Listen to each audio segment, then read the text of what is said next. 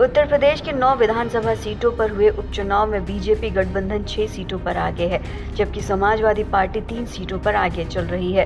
प्रदेश की 9 सीट मैनपुरी की करहल, अंबेडकर नगर की कटहरी, मुजफ्फरनगर की मीरापुर, अलीगढ़ की खैर, इलाहाबाद की फूलपुर, कानपुर की सीमामऊ, मिर्जापुर की मंझवा, मुरादाबाद की कुंदरकी और गाजियाबाद की सीट पर उपचुनाव हुए हैं। सभी सीटों का क्या हाल है, आइए समझते हैं। करहल समाजवादी पार्टी के तेज प्रताप सिंह आगे हैं, तो वहीं सीमामऊ समाजवादी पार्टी के नसीम सोलंकी आगे हैं। फूलपुर में भारतीय जनता पार्टी के दीपक पटेल आगे चल रहे हैं, तो कटहरी समाजवादी पार्टी की शोभावती वर्मा आगे हैं।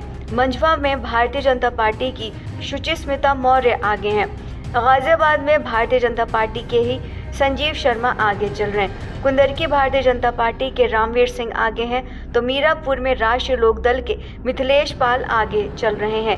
खैर में भारतीय जनता पार्टी के सुरेंद्र दिलेर आगे हैं। देश में 14 राज्यों की 48 विधानसभा सीटों और 2 लोकसभा सीटों पर उपचुनाव के साथ ही महाराष्ट्र और झारखंड विधानसभा चुनाव के नतीजे भी आज आने वाले हैं। केरल की वायनाड लोकसभा सीट पर हुए उपचुनाव में कांग्रेस उम्मीदवार प्रियंका गांधी 2 लाख वोट से आगे हैं, तो वहीं चुनाव आयोग की वेबसाइट के अनुसार सीपीआई उम्मीदवार सत्यन मोकेरी करीब 1 लाख वोट के साथ दूसरे स्थान पर और बीजेपी उम्मीदवार नव्या हरिदास 2,57,000 वोटों के साथ तीसरे स्थान पर हैं। महाराष्ट्र और झारखंड विधानसभा चुनाव के साथ 14 राज्यों की 48 विधानसभा और 2 राज्यों की लोकसभा सीट पर हुए उपचुनाव के नतीजे भी आज ही आने वाले हैं। राहुल गांधी के वायनाड सीट छोड़ने के बाद प्रियंका गांधी यहां से उपचुनाव लड़ रही हैं। वायनाड सीट पर इसी साल जून महीने में हुए चुनाव में राहुल गांधी 3,64,000 वोट से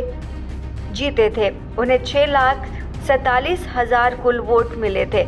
वहीं वायनाड के अलावा महाराष्ट्र की नांदेड़ लोकसभा सीट पर भी उपचुनाव हुआ। इस सीट पर बीजेपी उम्मीदवार संतूकराव हंबार्डे करीब 2600 वोट के अंतर से पहले स्थान पर हैं। यहां दूसरे स्थान पर कांग्रेस के रविंद्र चौहान वसंतराव हैं। वहीं मुंबई की अणुशक्ति नगर विधानसभा सीट पर एनसीपी यानी शरद पवार के नेता और बॉलीवुड अभिनेत्री स्वरा भास्कर के पति फहाद अहमद करीब 6000 वोट से आगे चल रहे हैं। दूसरे स्थान पर एनसीपी नेता नवाब मलिक की बेटी सना मलिक हैं।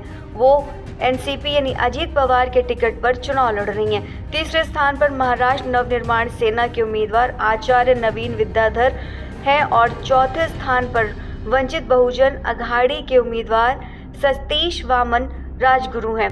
फहाद अहमद ने जुलाई 2022 में समाजवादी पार्टी का दामन थामा था और पार्टी की यूथ विंग के अध्यक्ष के तौर पर जिम्मेदारी संभाली थी। फिर इसी साल अक्टूबर महीने में फहाद ने समाजवादी पार्टी से इस्तीफा दिया और शरद पवार के एनसीपी में शामिल हो गए। महाराष्ट्र विधानसभा की 288 सीटों पर चुनाव हुआ था। बहुमत का आंकड़ा 145 है। ताज़ा रुझान बताते हैं कि महायुति गठबंधन 218 सीट पर आगे है, जबकि एमवीए गठबंधन 55 सीटों पर आगे चल रही है।